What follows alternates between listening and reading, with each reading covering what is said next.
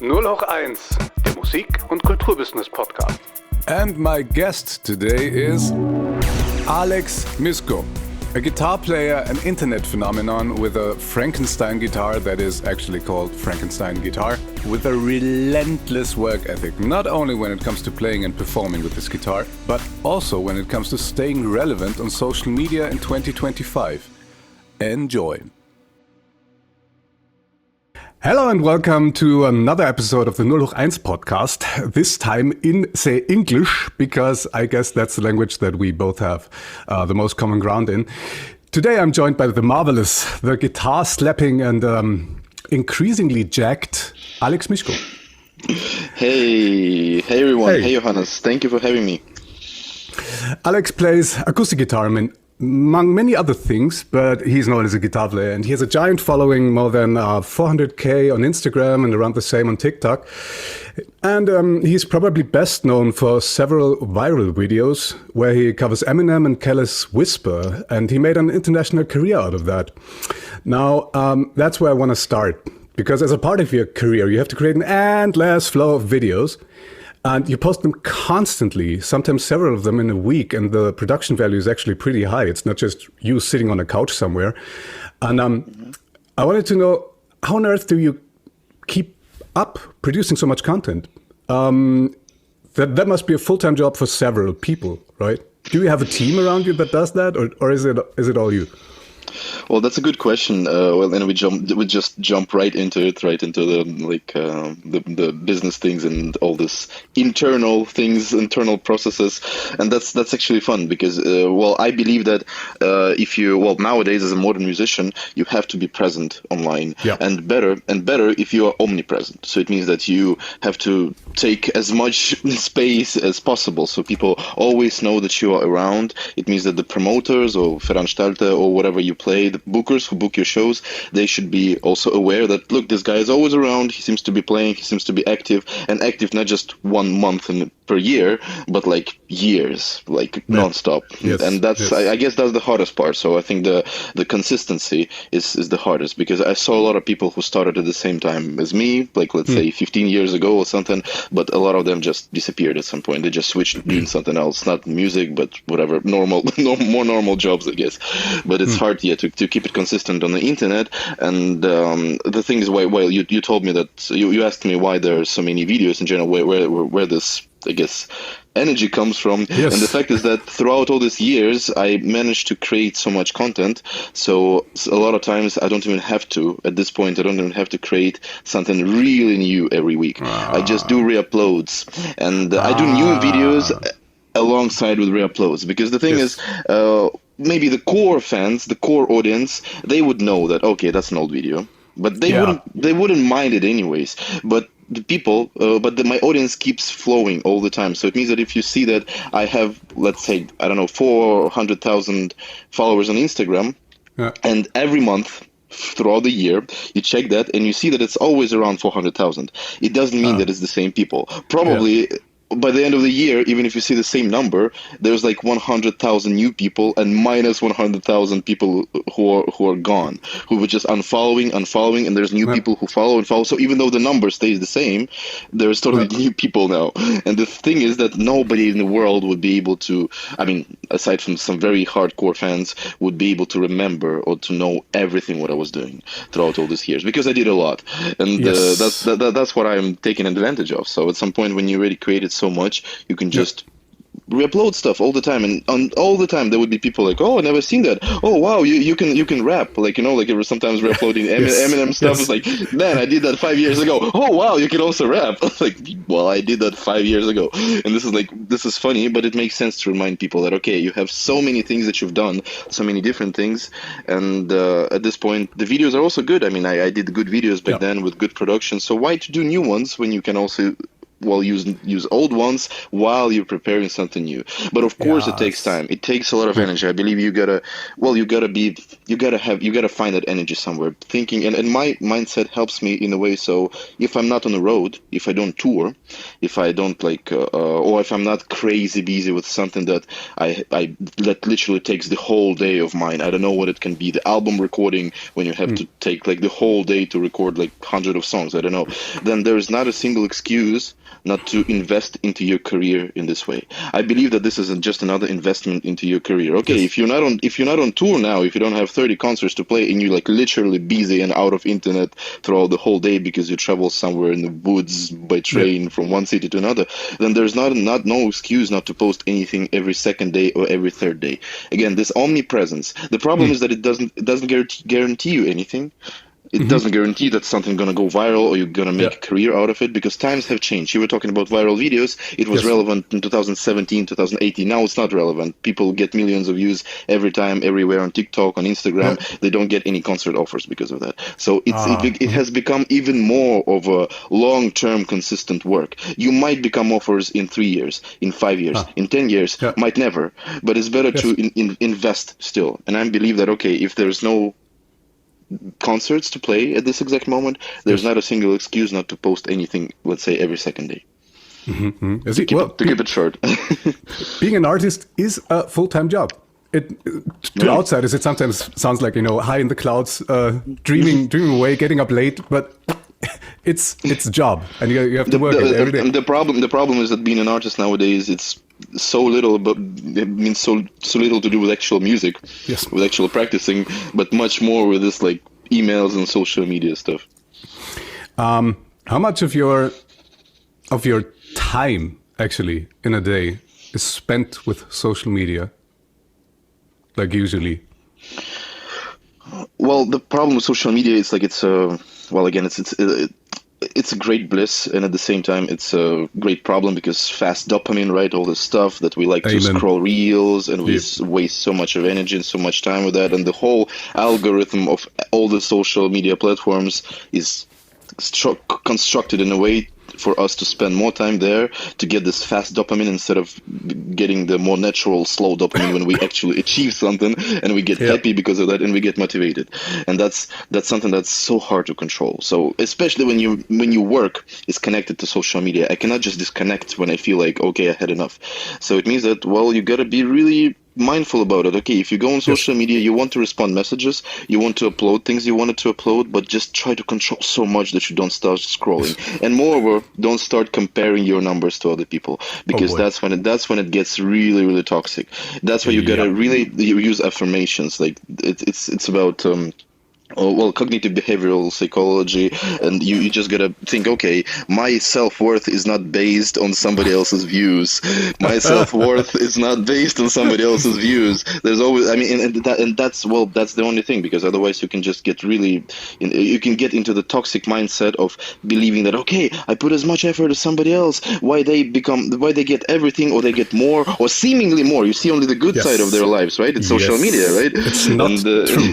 Yes. Yeah, it's not true, but it seems to be this way. And you start comparing yourself with this perfect image or the perfect success, and you're like, what I'm doing wrong? And instead of, and that eats you from the inside. That can bring you into all sorts of mental disorders, including depression, including like ADHD and all sorts of things. So that stuff. I'm not always handling the social media addiction well, because my work is so connected to it. Sometimes I wish it wouldn't. Sometimes I wish it would be just concerts. But that's the reality. You cannot deny social media. True, and these visible metrics, they are a fucker. Because the invisible metrics, they are where the actual happiness lies. Like in having done the perfect arrangement of a song, when you're really done, the way that feels is so much more. But it's not. You can say this is 1,000 or something. It's just done. It's just a feeling. It's not visible. It's not. Clicks or likes or shares and then you share it, and then it gets converted into clicks and shares.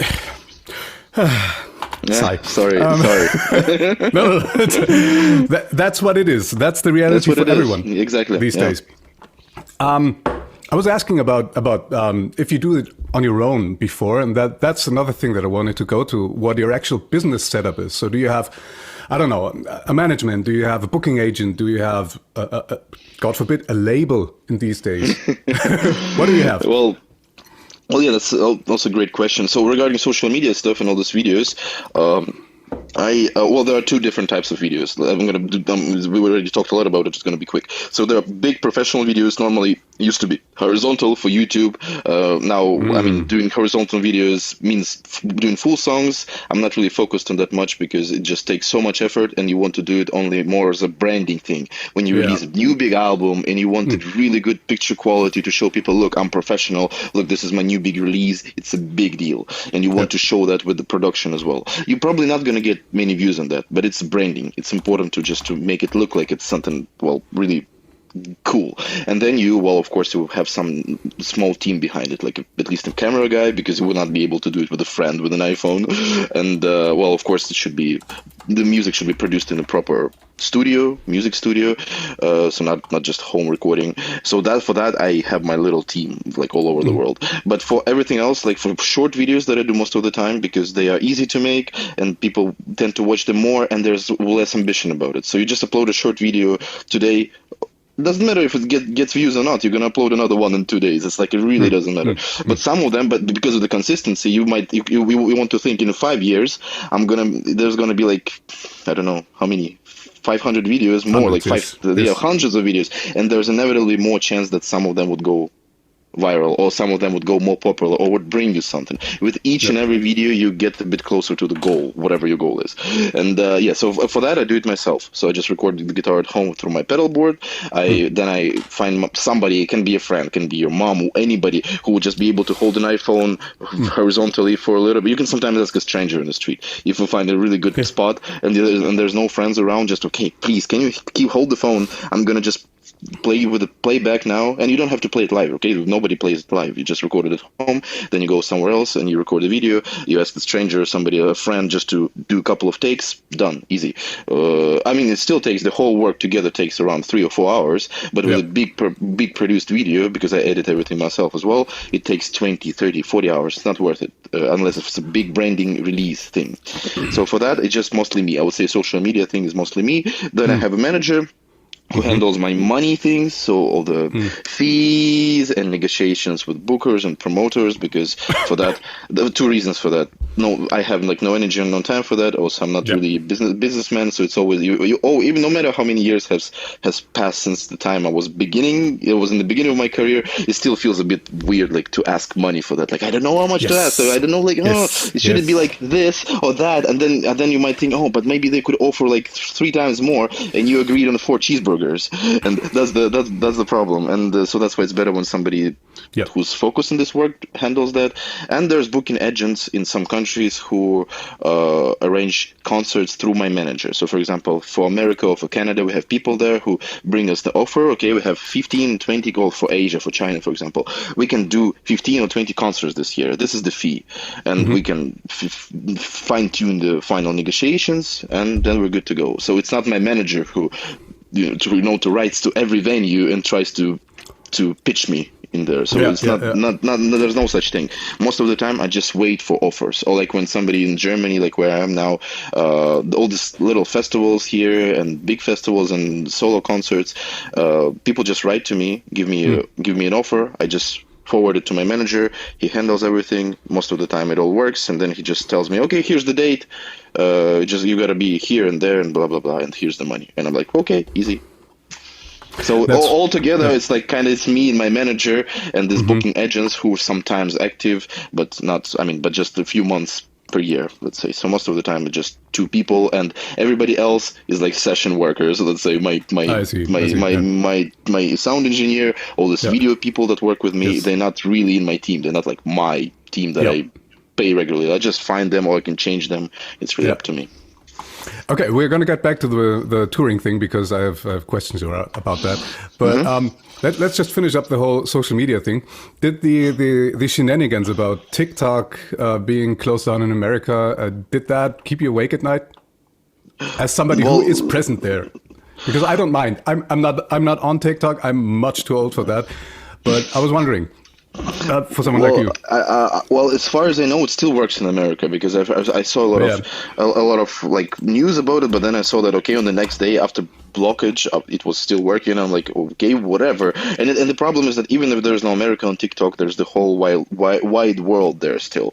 There's still like Asia, there's still the whole Europe. And actually, I recommend you, well, as a musician as well, to use TikTok as well because Seriously? it's like it's really of course. I mean, any platform can bring you new people, and on every platform there's a different age group. Let's say so. For like Facebook is kind of a very like, well, let's say boomer thing, right? It's for for older people. Facebook looks really trashy nowadays. It looks worse and worse. It's really hard to use it. I don't like it in general, but there are still people there who have friends who still spend time there, and that's why it's still growing. Yeah? Facebook is still growing. I didn't know that. I just realized it last week. It's still a growing platform. I wouldn't have thought so. Yeah, that's interesting. Yeah. Well, didn't know that. Yeah, please go on. Okay, so Facebook for the boomers. Yeah, Facebook for the boomers. No offense to boomers. Okay, no. to my older wonderful audience. Audience. Yeah, and then we have Instagram, who's kind of like middle-aged people. I mean, middle-aged, let's say 25 to 40 or something. Yeah, like kind of like us. And then there's TikTok for younger audience. Let's say from 10 to 20, but there's older people as well. I'm just talking about tendencies.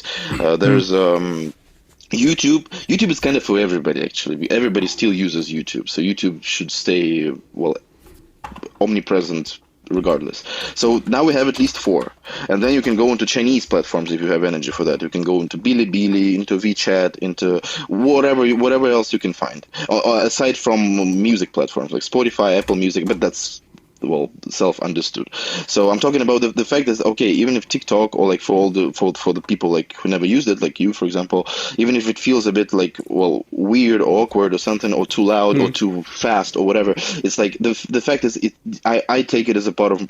At first, I didn't want to use it as well. I felt like, oh no, I have so many social media platforms to handle. But then you realize that there's potentially audience that you can never reach anywhere else. And it's so important to have younger people.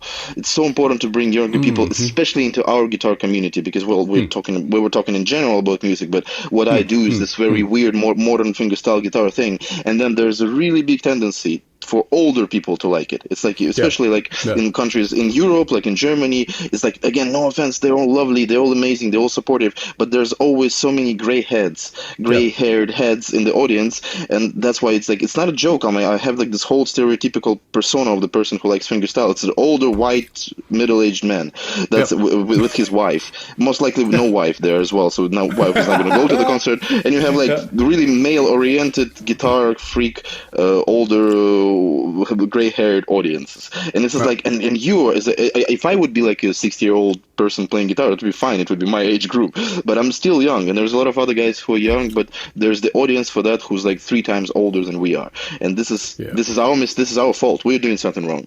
It means that we should be, well, reaching this new audience somehow, and despite the fact that it's such a niche genre, such a niche thing, we still need to try to bring, well, younger people, because it's a different energy.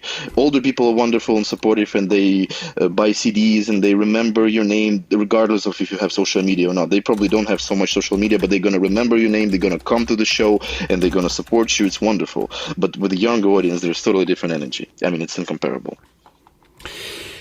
I think that, well, I played in a band a couple of years ago in which we had pretty much the same audience, and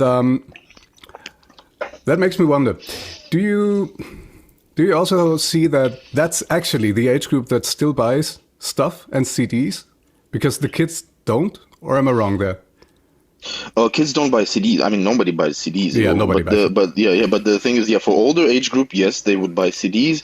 Kids, I think, well, the problem with kids, well, not kids, but let's say younger people, they don't have that much money in general. So just buying the ticket for the concert for them might be already a big investment. So probably you wouldn't expect them to buy a lot of stuff, but it's a long-term investment. This audience is going to age with you, and this audience is going to be very, very supportive, because, well, the most of the musical interests that we form in our brain, they happen from the age of like from 13 to 16 or 17. So it means if you catch people with your music within that age within that age, Bracket. how to say bracket, then they're gonna stay with you forever because they're gonna like this type of music until the end of their times. It's like the same thing with me. Like I noticed that there's so much music around me, all sorts of me, and I like all sorts of music. But because most of my interests shaped around alternative rock and rap within that time of 13, 14, 15, it's like this music instantly when I hear like POD or Linkin Park or 3 Days Grace, all this stuff, it instantly like shakes my heart. It's like it instantly,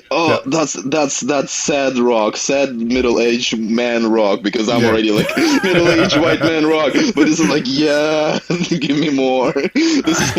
That's what it is, no matter like how much of other music I would listen later. And it means that I'm going to be supporting these bands more or less throughout my whole life, and that's why it's important to bring these younger people, to inspire them, because you can also inspire them to play guitar. All these older people, some of them are guitarists, but they will never play all this crazy stuff that we do, because they already have not that much. They don't have that much energy for that. But for younger people, it's actually still possible. And in Asia, for example, when I play in Asia, there's mostly younger people there. So like in China, in Japan, there's like 15, 16, 17. They can play all your songs. They know all the guys in our community. Yeah, it's totally different.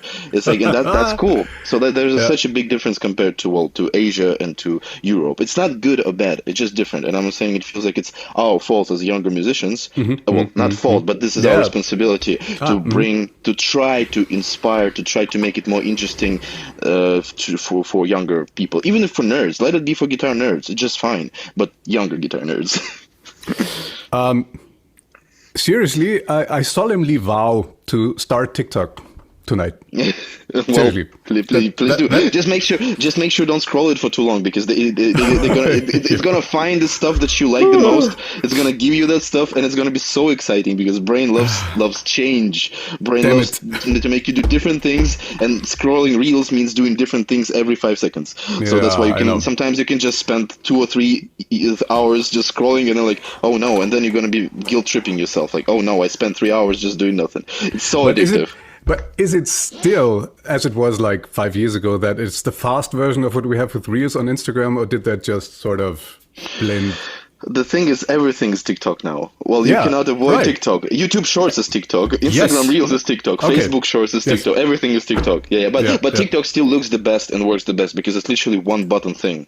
It's like one finger button thing. It's like, and this is wonderful. Of course, there are some chats and there are some things that you can follow and everything, but most of the people up, and it instantly gives you the content that you need, because as soon as you scroll through, like, let's say 10 reels, it would already understand what you like better or what you don't like, and it's going to be feeding you the content that you like to make you stay there for longer.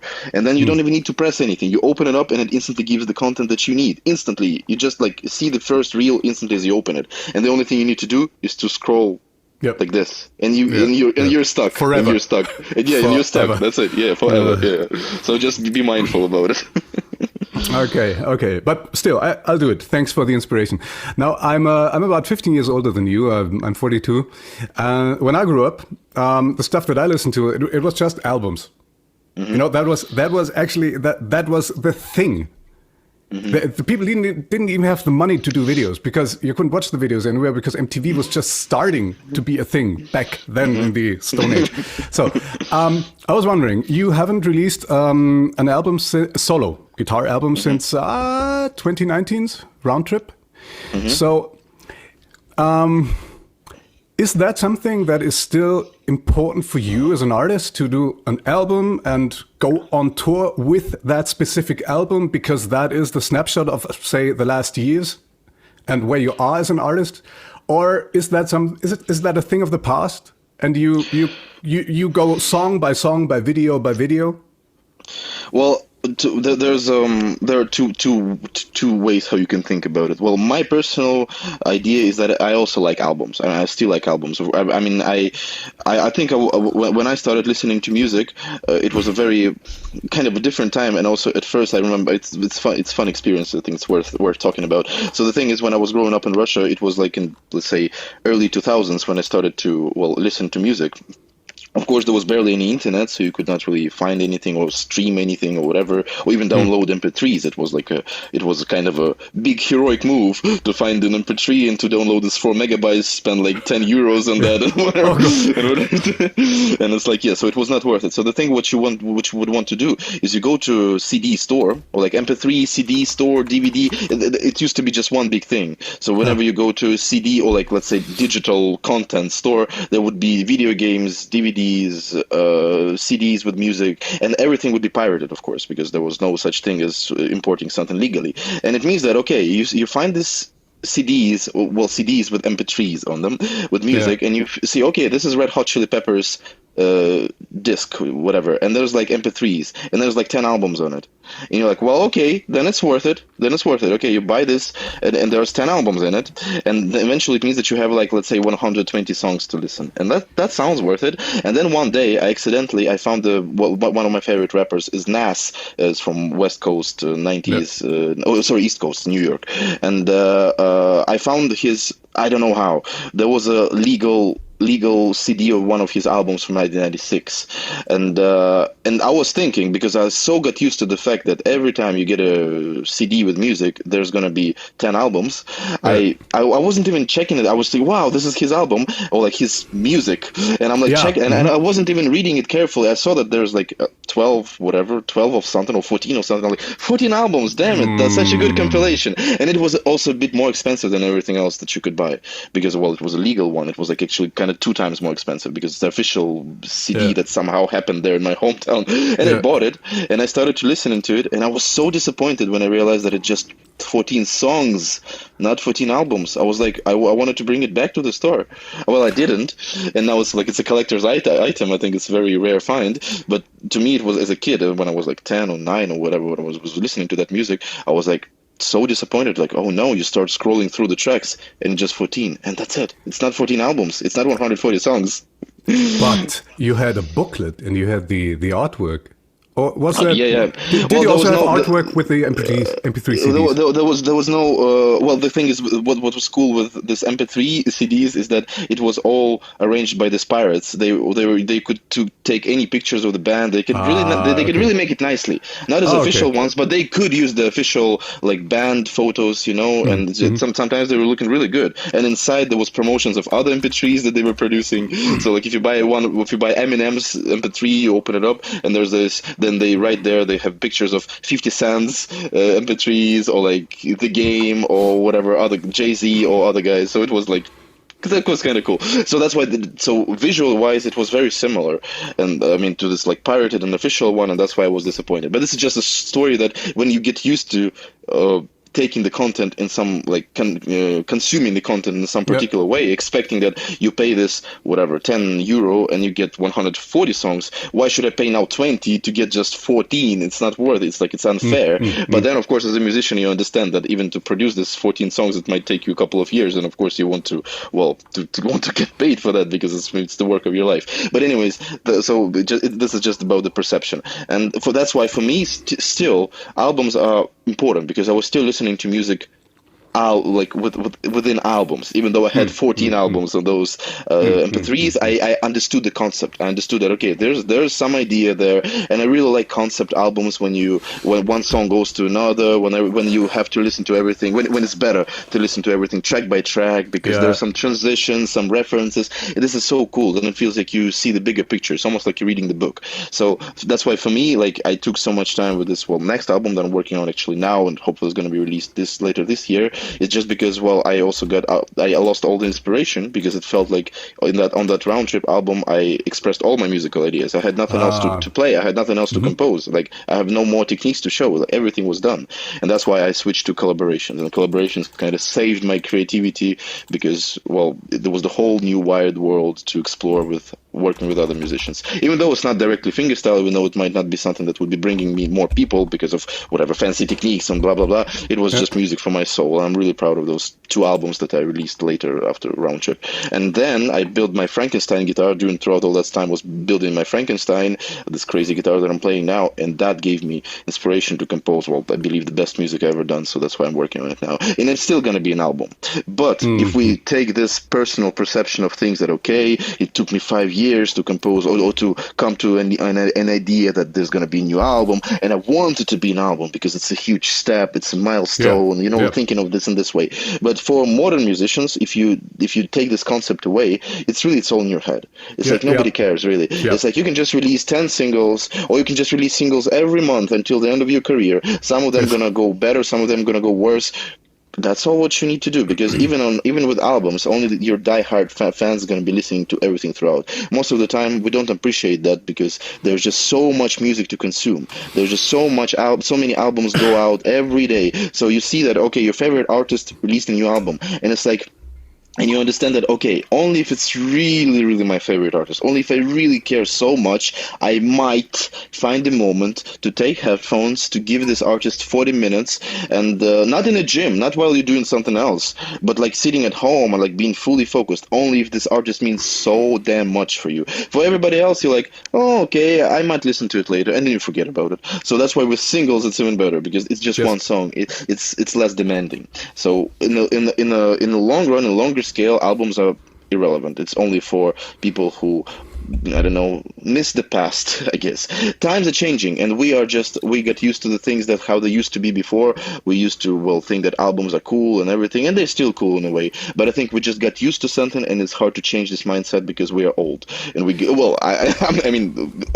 I consider myself to be kind of old as well compared to people who are like 18 or 19 now. And for them, it's totally different. For them, I guess it makes no difference. So that's why it's better. For these questions, it would be interesting to talk to them, to Zoomers. That's an interesting point, but I think for the audience and for the algorithm, it wouldn't matter if you do an album or not. I think for you as an artist, or for me as an artist, it really helps. I mean, this is going to be your Frankenstein guitar album. Yeah, exactly. That encapsulates that time, those 5 years or something, and everything you wrote in that time. And for you as an artist, there is a bracket around that. Around those songs, because they come from this time. And so at least that's for me, because I know that nobody out there cares about albums anymore. But for me, it helps to put a stop somewhere, to say, okay, those 11 or 12 or 13 songs, they are a coherent thing. They are a bubble that I'm gonna create into something, and that is what I put out. It helps me to put a stop to where I produce stuff, like something like that. It's more for me. It's like an internal deadline. I think it's very fulfilling in a way as well. So just to see that this is it's more of a noticeable achievement. I would say, look, here's an album I've been working for like 2 years, and now it's out, and now I can move on. I can do something else. So it feels like it's some kind of yes, it's a milestone. I think that's the best way how you can put it. It's just something that's really meaningful to you as an artist. And I think that's the most important thing, because this music and all this production, all these things that we do should be meaningful to us.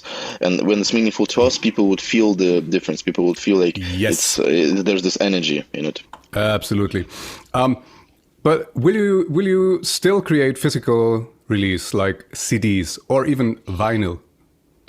Of course, it's like people still buy them. It's like every time I go to my guitar friends' concerts, like for example, yesterday I was at the concert of Tommy Emmanuel and Mike Dawes, so my great friends. We had a good time, and they always and like they always have like tons of stuff, tons of physical stuff.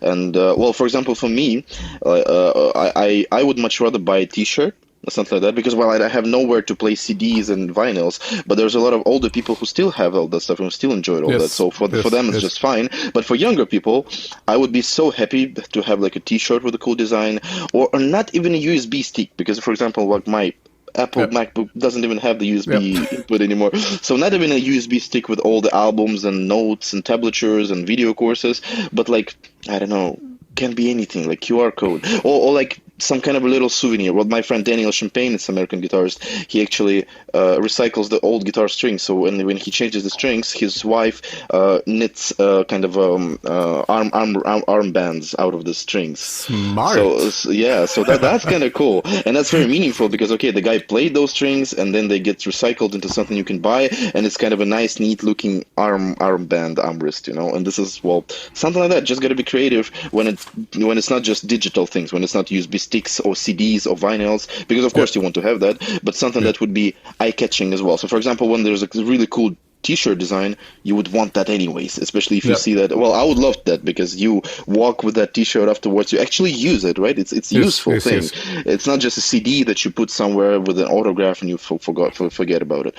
So I think well, for the merch table, like modern 2025 merch table, you should have as many things as possible to cover as many interests or age groups as possible. But CDs and vinyls stay ever relevant, which is like surprising. Like I don't do that, I don't use that, but for those people who still buy them, who always ask me where I can get the CDs, yeah, that's it's gonna be there anyways. And vinyls as well. Vinyls are harder to travel with because they're very fragile. But people, buy them. Huge. But as far as I know, people at every concert, no matter where you go, there's always going to be a vinyl lover who would buy at least one of those. And it's a good money because vinyls are like 3 times more expensive than CDs. Well, you got to transport them to the concert first, but then if it's done, then it's a good business. Speaking about vinyl, because I did my last album on vinyl, and I only could afford doing that because I got a grant from Initiative Musik. I don't know if you know them. Is it? I'm not sure. It's a label. That's a German thingy where you can apply, and as a working musician, and they pay. It's complicated, but you have to do a business plan thingy where you say, okay, I'm going to do a tour and an album, and it's going to cost like 40,000 euros, and they give you 40% of that back. Oh, that sounds good. I'm going to send you a link afterwards because that stuff is really that's actually just. Yeah, you're perfect for that. I'm going to send you a link. Because that was one of my questions. Do you use any of these? I mean, how long have you been in Germany? 2 years?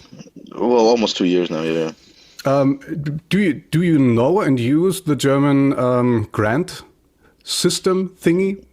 Well, I just use Gemma, but it's not like I use it. It just they're just there, and but for everything else, it's like not really. I haven't got to explore it yet. I kind of used to do. I got used to do everything on my own, so I'm trying to plan everything according to like my budgets and my possibilities. That's the thing. I kind of got used to not rely on anything else, which might be not good as well. Just how I get used to work, so that's why I wasn't even looking for other options. And I'm glad that there's something. At least it feels there's something to explore. I'll definitely hook you up with that later on. Oh, really lovely. Yeah. And but back to touring.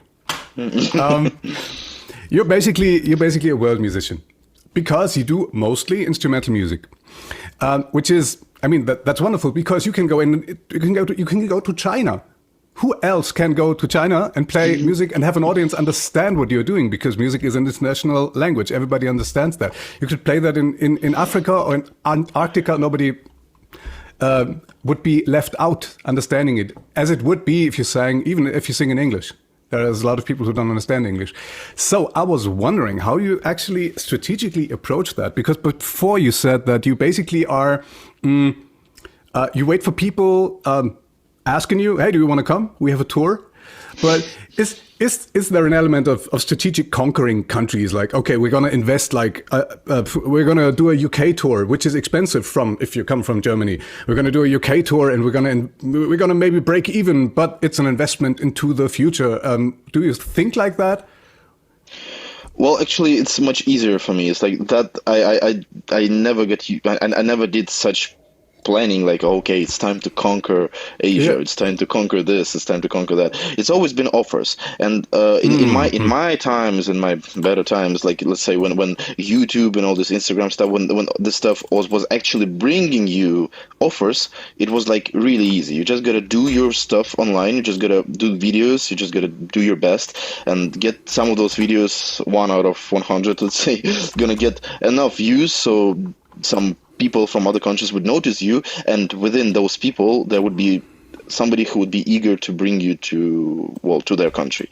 And then that's how it starts. It starts with like some private people who like not agents or anything. They just know the venue and they just can hook you up with that venue, and then you, whatever, your first concert, how much they're going to pay you, 300 euro, 400 euro, doesn't matter. It's just the first time when you're somewhere outside and you do that, then there's some other people who notice you that show, then you become friends with this and that people, and then it takes time to build these connections. But the first thing that always happens is that I just wait for a good offer, because I got so many other things to do. It's like when there's no concerts, I can fully focus on recording music on social media or on just doing nothing. At this point, it's just like, it's really if I want to just dedicate myself to fitness, I don't know anything, I can take the whole year and 2 years and just do that with just re-uploading my music from time to time. Because but the thing is, I already did so much, so I'm already really present and throughout all this time. But from the very beginning, of course, you have to be twice as consistent. And the problem is that, well, people when ask me about my story, like how I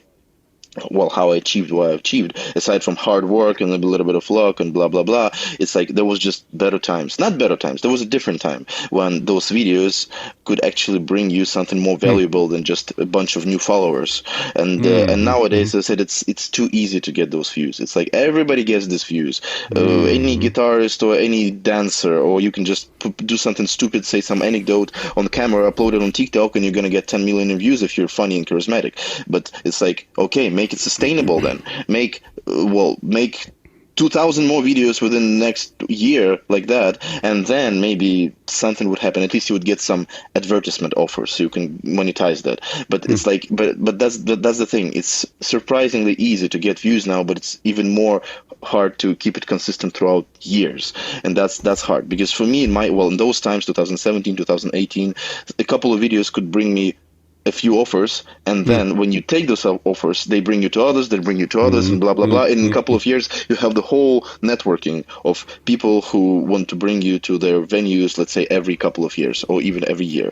So at some point, you can just stop doing videos in general. You can just rely on your networks because people know you already. And it's always better when people know you in person. That's why when there's an offer, in general, it's better to take it right here, right now. It might become irrelevant if you wait for too long. So just take it right here, right now. Try to make more connections, try to meet more people there so they could bring you to their festivals, then other people bring you to their festivals, and blah, blah, blah. But until you're waiting, the best strategy that I found is just keep doing, keep posting, keep trying to cover the whole world with what you're doing. Because if you focus on some one country, other countries going to be left out, and you never know where it's going to explode. For example, with the whole Asia thing, right?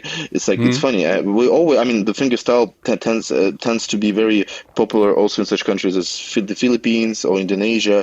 And the problem is that there seems to be a huge following. So if you take any fingerstyle guy from Europe or America and you bring that guy to there, it's going to be like a big thing because there's so many guitar lovers. It's like in Indonesia, the guitar is almost like a national instrument, and every household has like a cheap classical guitar. But the thing is that the money issue is different. So it's not it's not the richest country to say, and the thing is to bring an artist all the way to there is going to be costing so much, and then to arrange the venue and to make sure that you at least breaking even with tickets and everything, it's extremely hard. So I never got any proper offers from Indonesia throughout all these years. But I know that it makes sense to keep waiting.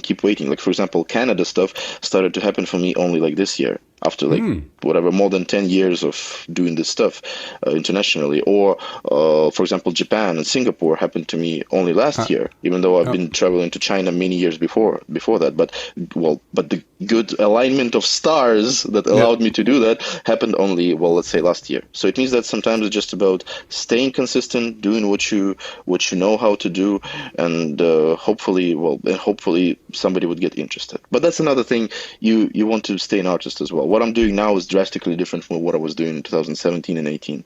So some people might be expecting me to do more of that, and because of that, they wouldn't want to listen to what I do now. But again, this is like, you cannot tell artists what to do, and the best answer on that is just, okay, guys, I have this different periods of my career with different music. Take any of them and enjoy them to the fullest. When you're playing live, I was wondering, because when I play live, I usually sing. And some songs just demand that the melody just goes up there. And that takes me to the edge of my range or beyond it, but the song demands it. It just has to be this one. So there are songs for me where I know when I'm playing live, I know, okay, this is song number 10, and I'm basically nervous the whole set through because that song is going to come, and I don't know if this is the day where it's going to come out easily. With the music that you play that is so technical at times, are there songs like that for you too? Do you still get nervous before you play certain songs? Well, there are songs that are easier, there are songs that are more complicated. In general, all of that is pretty demanding for the brain because you just have to do a lot of things at the same time.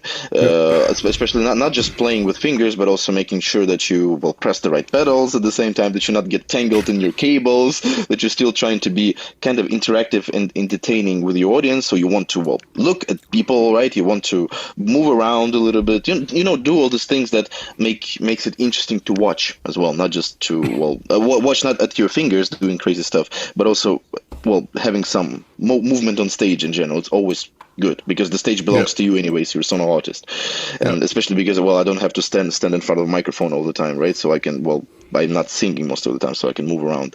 But the thing is, what I figured out is that nowadays my music is so much easier to play. It doesn't look easy at all. It looks complicated and stuff because of all the tunings and levers and stuff that I have invented.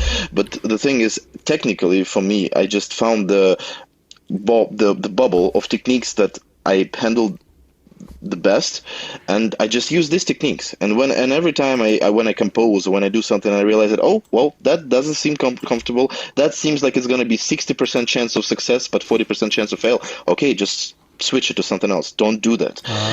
So this is the decision. You don't have to play like some songs that require you to play specific note to note arrangements, like whatever. If I would be playing classical things, if I would be playing Vivaldi, then of course, well, probably you wouldn't want to simplify things and make it slower or whatever. But when it's mostly about your original music, just make sure that the main musical idea is there. People gonna follow the melody, people gonna follow the general structure, but they're not gonna be noticing that, oh no, your kick drum disappeared while you played that first melody note on beat. It's like, who cares? It's like, nobody would ever notice that. Okay, then just leave that out. Keep the melody note going because that's the most important one. Leave everything else out, and then add it later when there is more space. And it still doesn't make it easier. That's the problem. It doesn't make it too easy. It doesn't make it like simple, but it makes it playable within my range of techniques. For some people, my range of techniques would be extremely complicated, but they would have their own bubble of techniques that they would feel the most comfortable, and they could use those techniques instead. So for example, like just something very, well, straightforward. Like I barely use finger picking anymore. Like I barely play with fingers like in the classical style because, well, my nails are always inconsistent because of all the strumming and stuff. Sometimes they're shorter, sometimes they're longer, and because of tapping and all the stuff. And I realized that, okay, if I pluck strings, it always should be interconnected with tapping, so I don't do too many things with this hand at the same time.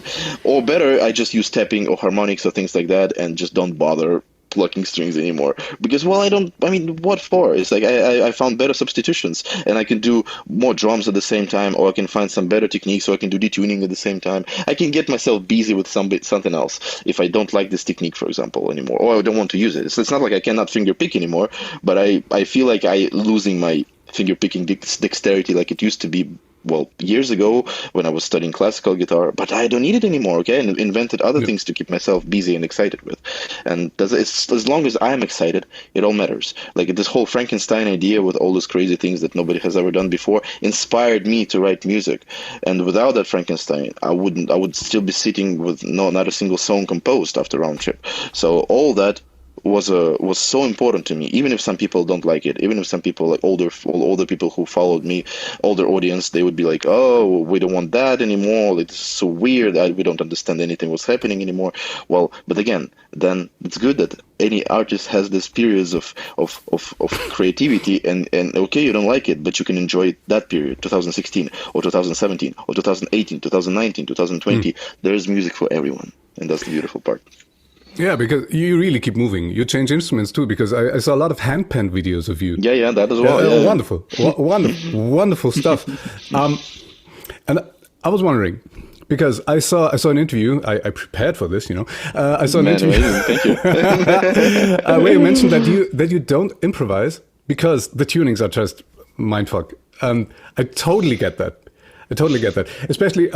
I also am. I came from the classical guitar, and it was just basically I wasn't bored with playing classical guitar, but I noticed that, okay, in order to learn the next piece, I'm gonna have to invest a year of learning just this 1 8-page piece, and then Andy McKee came along, and I had the technique, but I didn't want to play classical guitar anymore. But with classical guitar, you don't learn to improvise. Yeah, ever. Exactly. And I was wondering, as eager as you are trying to explore music. I saw you playing drums recently, and that was pretty decent, by the way. Oh, man, thank you. I was wondering about this improvisation. Is there something that you have in the back of your mind? Like, one day I'm gonna take a look at that. I feel like a bad musician because I can't improvise. No matter how technically proficient I am or not at the guitar, because I can improvise, I don't feel like a real musician in a way. And I don't know if you understand that. Well, that's interesting. It feels like it's a glass ceiling that you just will create it for yourself. There's no ceiling. I mean, you can do. I mean, you're a musician anyways, no matter what you do. Then you're a real musician, no matter what level you are. Even if you're just starting, you're already a musician, and you should be cherished by other people because there are not that many musicians around. We are nerds. We are in this nerdy communities of musicians. It feels like every second person is a musician, but in fact, most of the people are not musicians, and it means that we actually, we can change the world a little bit. We can just make something kind and meaningful and bring some happiness to people's lives with something that we do. Even on a very basic level, even if on a very amateur level, it's already something. And that's why, every musician should be cherished and protected, and no matter at what level. And you're already a musician, even if you cannot improvise, even if you cannot play 100 of songs perfectly or whatever. All these limits are just in the head. But anyway, so the thing is about improvisations. There's I think I wasn't like expressing that idea clearly. Probably I didn't have time in that interview that you watched. But the idea is that what I believe is that I don't believe in improvisations in general. It's like I don't like it. And I feel it's not cool. Well, the thing is, if you take the most genius improviser, let's say guitarist or whatever, saxophone player, doesn't matter, or pianist, let's say he's genius. Okay, he's genius in improvisations, and you give him 5 minutes solo within a jazz standard, and he's genius. Let's say 80% of his phrases would be great, but 20% is gonna be kind of meh, and he's genius. Okay, he's one of a generation talent, Michael Jackson, and 20% is gonna be kind of not crap, but meh. Could not be. Maybe it's better to leave that out. And he's genius. But then let's take any other guy who's not a genius, like most of us. Maybe at best you would have 40% of good phrases, of like great phrases, and 60% or 50% is going to be something that could be left out. And then the question is, why not to improvise those 5 minutes at home, and then record yourself, cut all the crap out, leave the 40% of phrases, make the solo shorter, much more listenable to people, not just to you, because you, of course, you're going to have all the fun playing for 10 minutes nonstop, but not your audience. And make it really enjoyable, make it really meaningful, make it super structured so you know exactly what notes you're playing. Every note is well thought, every note is genius because you took time with it. You found the genius phrases that you improvised. You left that 60% out, and again, we're talking about most of the people. If you're genius, okay, if you have 80% of genius phrases, it's wonderful, but most of us wouldn't. So okay, we take this 40% or 30% of good stuff, you focus on that, you make a solo out of it, not improvised, and then I'm pretty sure the song would get 200% better. But there's another point of view that's totally relevant as well, and I respect that. Well, that's why there's so many people who like to improvise, and I have no problem with that.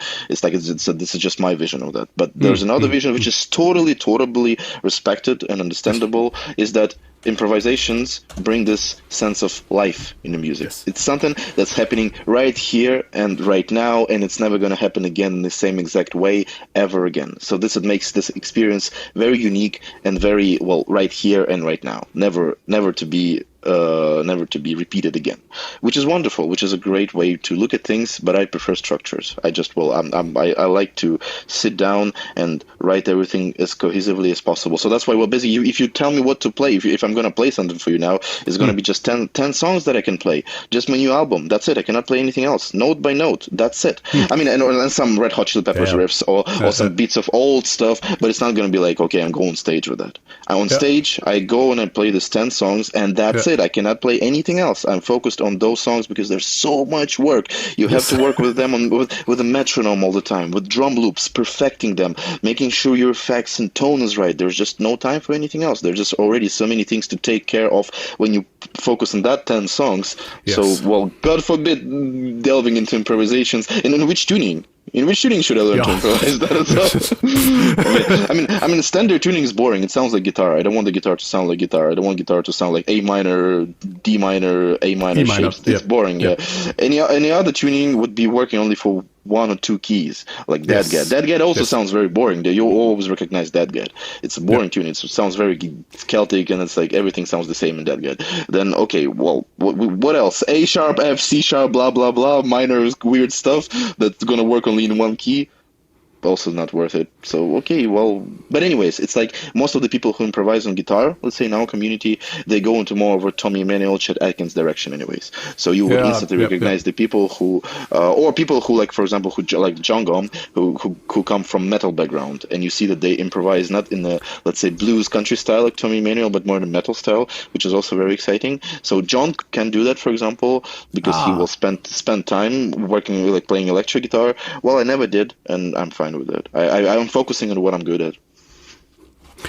Well, improvisation and composition are actually on the same scale, if you ask me. It's just improvisation is very fast composing, and composing is very slow in improvisation, because that's basically what you do. You just cut out the crap when you compose. Exactly. One last question before I get to the final questions, because I was wondering about that. You were born 27 years ago in a city named Krasnodar. Yes, crazy, so long ago. Yeah, and you moved to Germany after Russia's second invasion of Ukraine in 2022. Then, and I don't want to dwell on this because the times are dark enough already as they are. But I was wondering how Germany feels to you like an expat, and why Germany, of all the places. Well, it was kind of easy because, I've been to Germany so many times before my final Umzug, how to say, the move, before my final move to Germany. So, and the thing is that everything has been already super familiar to me here. So it's like my first trip to anywhere. Well, one of my first invitations to play anywhere outside Russia was in Germany. It was in Mannheim. It was the very first Guitar Summit, the Guitar Summit 2017. It's the biggest guitar exhibition in Germany, and it's like that's when I was invited first after like my first or second video got viral, and that was my first trip outside. So people were ready to arrange visas for me, and to go into all this hassle. And since then, I've always been getting back to Germany many times per year, well, all the way until the war happened, because there's a great community here. It's like the thing is with Germany, it's surprisingly great guitar community. It's like surprisingly, because if you take one little step to the right to Austria, there's almost nothing. One step to the left to France, there's almost nothing. One step up to the Netherlands, there's also almost nothing. I'm talking about fingerstyle guitar specifically. One step down, Switzerland, also almost nothing. But in Germany, almost every little village has some guitar festival with core audience, the people who know that something is happening there, they go to these concerts all the time. So it's like basically you can build a whole career just in Germany. You don't even have to travel anymore. If you build enough connections in Germany, you're gonna feel well. So that's why, I mean, this is one thing. There's a very thriving community for what I do, for exactly what I do. Aside from that, we've been already working with Baton Rouge Guitars. It's the guitar brand that's based in Tübingen. So they helped me a lot with my move. Also Klotz cables, also German leg of the Darios here. I don't know, Schlagwerk is this percussion people who do my add-ons now for my guitar. And it's like there's a lot of brands that just happen to be here, and it feels like it's good business-wise, it's good concert-wise, it's good location-wise as well, because you're right in the center of the Europe, and I already know the culture. I know that people. I know how life works here. By that time, I could already speak a little bit of German. I mean, I do better now, but even at that time, I could already do something with German as well. So now I'm almost fully integrated. I drink I drink beer and and eat bratwurst and Radler Wurst. Gut. And so it's like I got eingedeutscht, Germanized, and I mean not fully, of course. I mean, but I feel very very comfortable here, and I feel like it's safe. I can also talk about the war things on stage, but not in a preaching way, because this is also important. Not going like, go on stage. War is bad and not cool. Don't do that, kids. Really? Really? Really.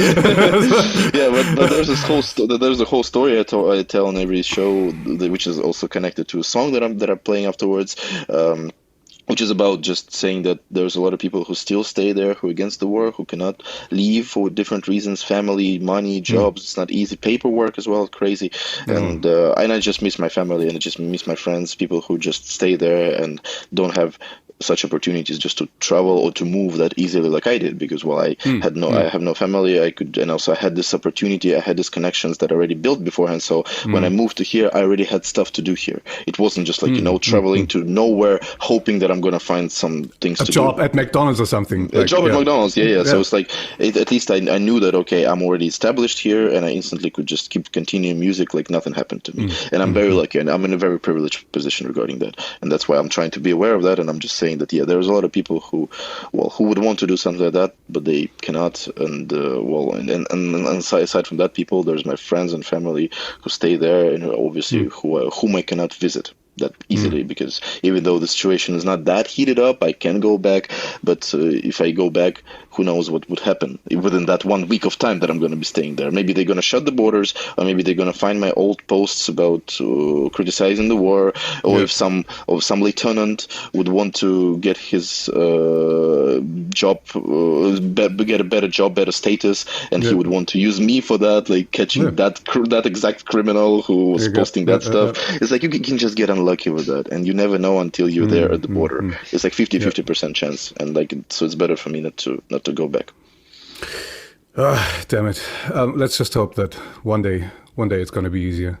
Who knows? I hope so. Well, things seem to be moving now, so I mean, doesn't mean anything yet, but at least there is something that gives some people hope. Yeah. You just mentioned that you are in a special, privileged position. You worked yourself there, but still, it's true that you are in a privileged position as a guitar player, that you can tour the world, especially in such a niche that we are in, where you get to play with Don Ross. Did you play with Don Ross already? Yeah, many times, yeah. Oh, okay, because I know about John Gorman, Mike Dawes, and Tommy Emmanuel, and I saw all of those collaborations. It's great. It warms my heart to see somebody basically jump up into that upper echelon of guitar players, because that is the avant-garde of the players in the world where you're in right now. And I was wondering, what is the best advice that any of these gave you when it comes to your career as a musician?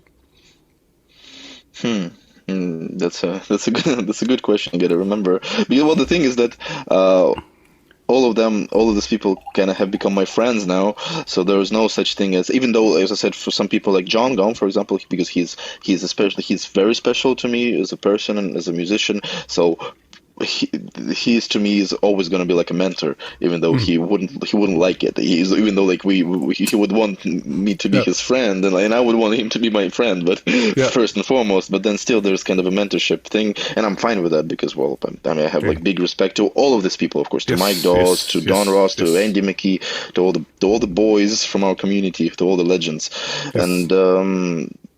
Well, I cannot even. I just know that the best advice here is not something that's how to say, that happens just once and never again. It's not like, hey John, what should I do now to improve my career? You should do this and that, and then ask me again in 2 years and show me your results. No, it's not like that. I think it's a long story that started, like, let's say in 2013 or 14, where you just reach out to these people, you send them your videos of you just covering their songs in a clumsy way at home, shot on the shitty camera, and they're kind enough to write something to you, to go like, hey man, that's cool. And then I don't know, you buy their tablatures, and they start to remember your name. It was a funny story because do you know Thomas Leib? So the Austrian guitarist, So because I'm also a big fan of him, he's like also one of my mentors. And in 2013, I started buying his tabs, but I was buying them from my mom's email, and my mom email is Irina Misko, so it's a female name. And for a while, he was thinking that it's some female lady buying his tablatures, and he wanted to be supportive. He was just like, yeah, we need more females in our community, and it was just little old me. So, that's the thing. So all this, let's say it's not an advice, but it's more like guidance. Guidance in a way, so you don't feel alone in that. You don't feel like these people are unreachable. And I think this is what's beautiful about our community. This is something that keeps us all together. So you can write to me, just sending me your cover, and I'm most likely going to respond, unless if I'm not super busy. Okay, I'm not going to respond to you instantly, but in a month when I find this message, and I'm going to make sure that it's important to me to appreciate the work, because I still have time to reply to people, and I have always been finding it important to reply to people, to have this personal connection going.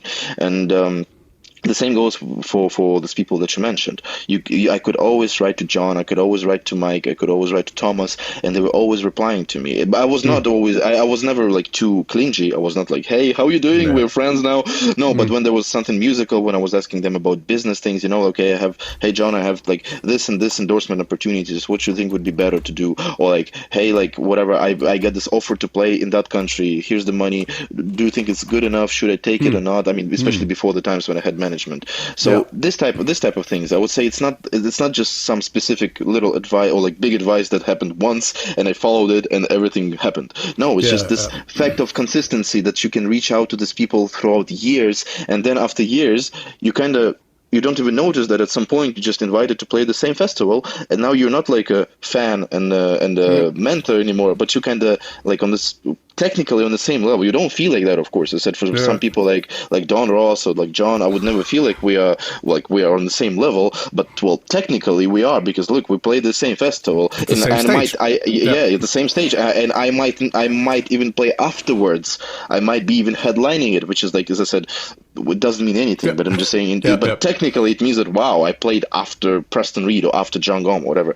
And it's like, wow, but again, it's like, and then you become peers, but it's like, but still, it feels like it's mostly about your hard work. And I think, what my advice to everybody would be is just get feedback from the people you admire, especially if you play their music, because all of them most likely going to be very kind and very supportive to you. But again, rely only on your hard work. You cannot just, be, the worst thing that can happen is to be clingy. Hey, look, I did this video, I played this music, I posted the song, can I open the show for you? I mean, that's not cool. So, I mean, you really got to deserve that spot, because it's like, deserve not in a pretentious way. It's not like we are gatekeeping somebody, but just because it's such a small community, so you really got to be exceptional or doing something very, very special. And that just takes time. And it's wonderful that we are all so different, because there's no particular school of playing, right? So we all do different genres and different stylistics, and that's what makes the community so different. Like, we have Tommy Emmanuel and we have me, and we're like doing totally different things. It's not even like, but it's still fingerstyle guitar, right? But it's like as different as it can get, but still it's the same umbrella of techniques. And I think this is exciting. And to keep the long story short, reach out to people you admire for advice. Just don't be too clingy, because everybody's busy, but the community is small enough to people to take care about you personally. And if you take notes and if you actually progress, we're all going to see that, because the community is small, and you're going to get viral someday, and you're going to get noticed, not necessarily by us, but by some bookers of the shows. You're going to start playing, and we're going to see each other in the world at some point. Inevitably, it's going to happen, because there are just 30 or 40 people who do that internationally around the world. You're going to, if you want to become one of them, just takes, years of hard work, but totally doable. Alex, we have reached the end of what is usually the time for this podcast, and this was a masterclass in how to artist, how to music in 2025.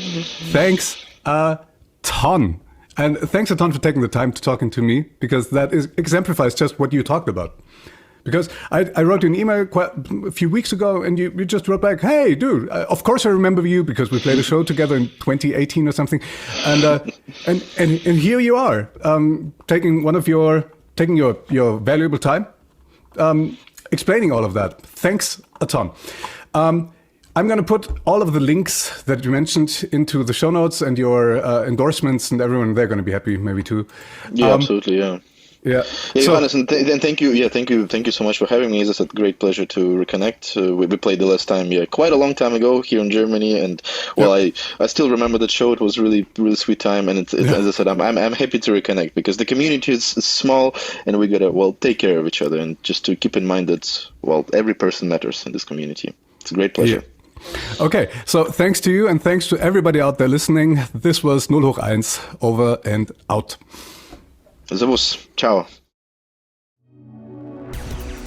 Oh boy, we talked for another hour, and I was so thankful for this master class in how you music and how you artist in the year 2025.